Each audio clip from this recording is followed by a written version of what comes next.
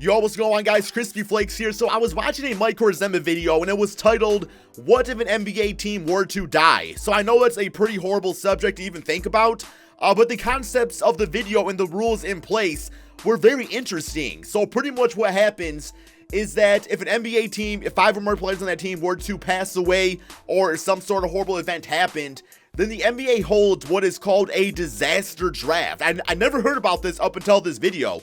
And what it is that the other 29 teams, they get to protect only 5 players on their team.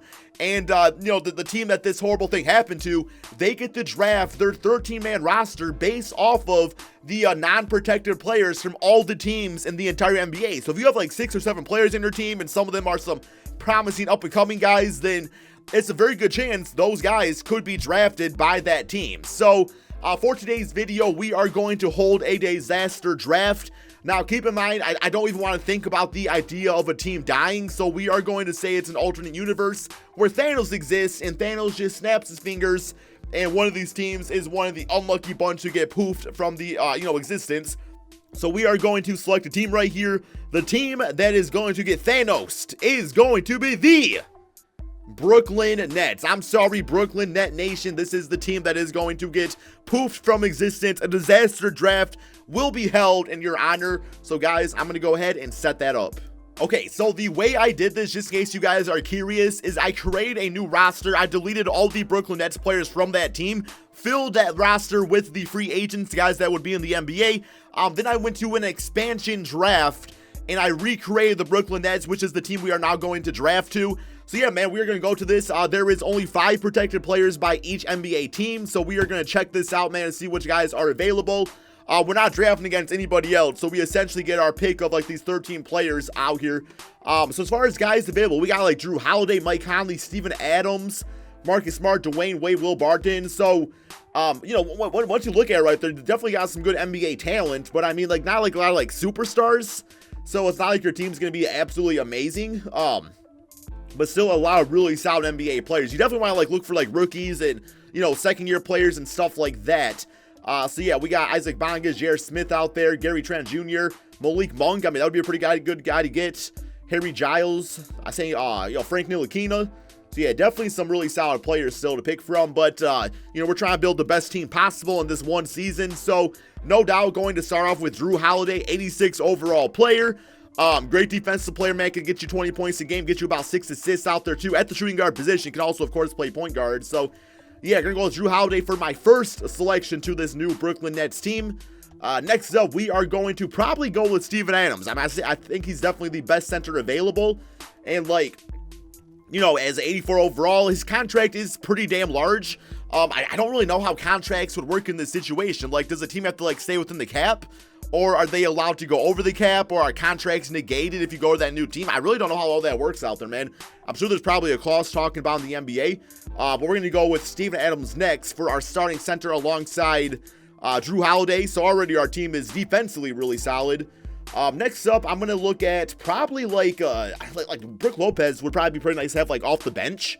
Or even at times could probably play the 4th spot alongside Steven Adams and just give us like a big tall guy that can shoot threes. So yeah, I'm going to go with Brook Lopez right there. Next up, I don't know, man, like Mike Conley, Isaiah Thomas. I don't really want to take both these guys just because I don't really think they're both needed on this team. Not a lot of other like great point guards available. Like Rondo would be kind of cool, I guess. Reggie Jackson, don't really want his contract.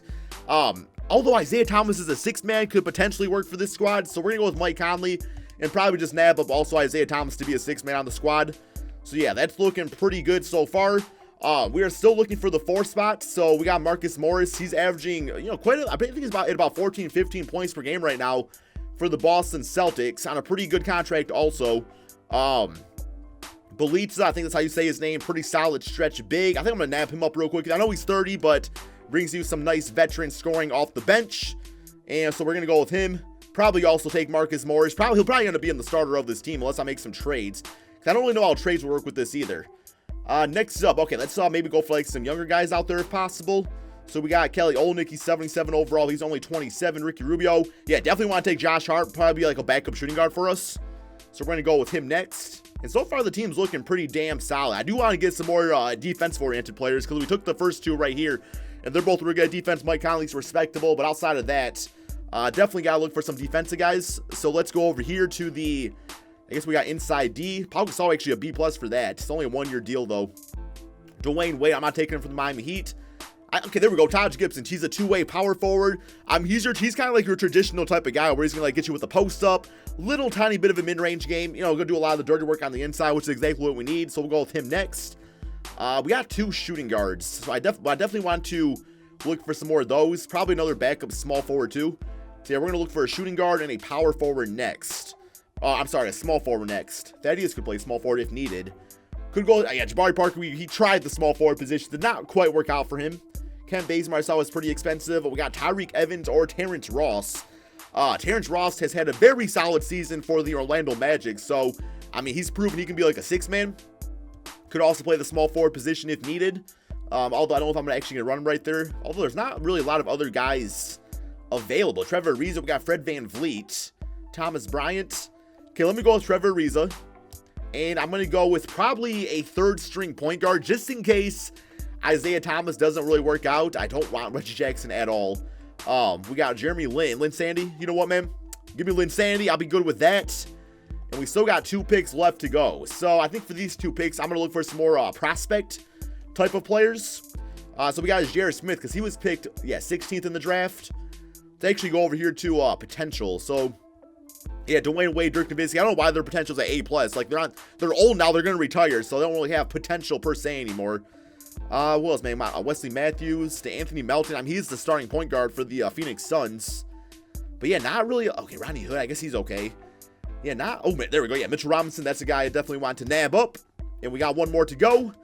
Let's go with, I don't know, man. Do I just go with Pau Gasol and just, Duncan Robinson? I love him from Michigan. I think I'm just going to go with Pau Gasol because it's a 1-year deal. And like after this, it's a team option. So that's money off, you know, for the salary cap and stuff like that after the season. So yeah, let's go with Pau Gasol to end things off right here. And yeah, man, this is our disaster draft team. It's pretty dang good. I mean, if you're a team like the Pelicans, you just lost Drew Holiday, Steven Adams to the OKC Thunder. I mean, Brook Lopez has been big this season for the Milwaukee Bucks. So it really does change the entire face of the NBA just like that. It's definitely not a good enough team to like win the championship. Let me go ahead and draft or do this draft class thing real quick here. And yeah, we'll do this. And yeah, I'm not quite sure what type of trades I would make because I would assume there'd be some sort of like trade clause that's saying you can't like trade, just like get a certain player then trade him to another team. Cause I think there'd be a lot of like under the table stuff going on there, some sneaky stuff. But yeah, we're looking at a team of Mike Conley, Drew Holiday, Trevor Ariza, Marcus Morris, Steven Adams.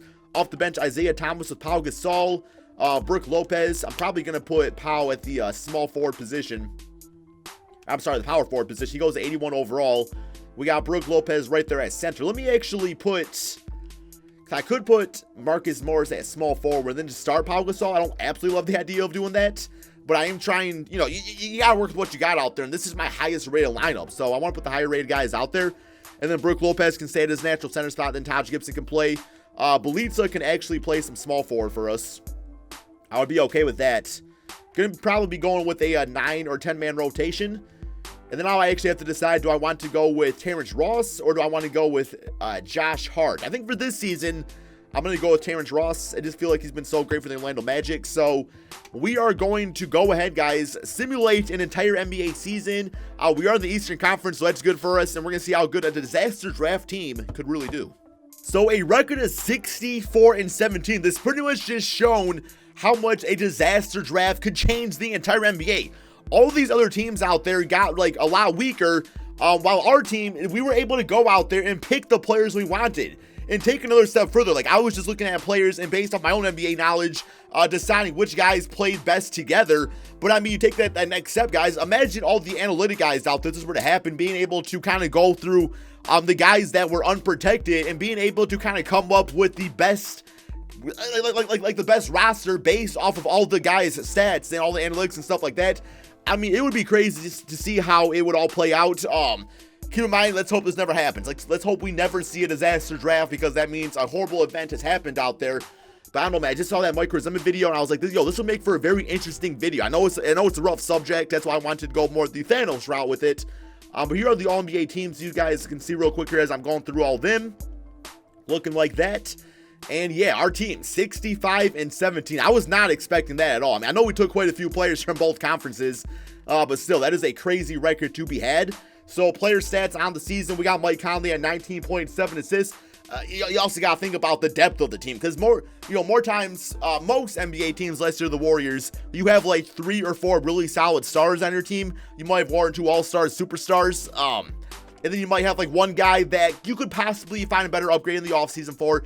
You might have like a 6-man out there that's really solid, and you got a few other just role players out there. But in this case, our whole entire team is filled of really good, solid players, man. So we don't really have that superstar, but still, when you have a really good, solid foundation like this, I mean, the record shows pretty much, guys. The record does show.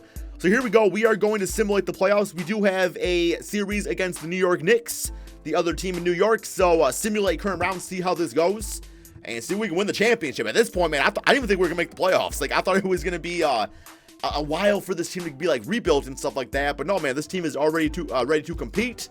So closeout game, we got Belitza, I know I'm saying it wrong, at 22 points, 16 for Mike Conley, double for Steven Adams, 12 for Drew Holiday, 11 and 8 for Marcus Morris Sr., while Kristaps drops 30. Next up, Milwaukee Bucks, simulate current round right here, and lost game 1, lost game 2, okay, 2-1, 2-1, 2-2, come on guys, bounce back, man, bounce back, 3-2, we looking good. And 4 games to 2. Here is the closeout game, 23-6 for Marcus Morris. Yo, is that Jason Smith still in the NBA? How's he only 33? I thought this guy was like freaking 333. All right, next up, Toronto. Not feeling good about this series. Never do. Simulate current round. And yeah, they're probably just gonna beat us. And that is probably the end of the video there, guys. 3-2. And yup, we lose 4 games to 2. But regardless, took this team, man. We built them in the disaster draft. They got to the Eastern Conference Finals. The only team they lost to was the damn Toronto Raptors, who was dominant in this game anyway. So yeah, guys, give me your thoughts on this video in the comment section below. Do you feel like this video kind of like came off the wrong way? I hope it didn't. I'm not gonna lie, man, but the intro I recorded a billion times.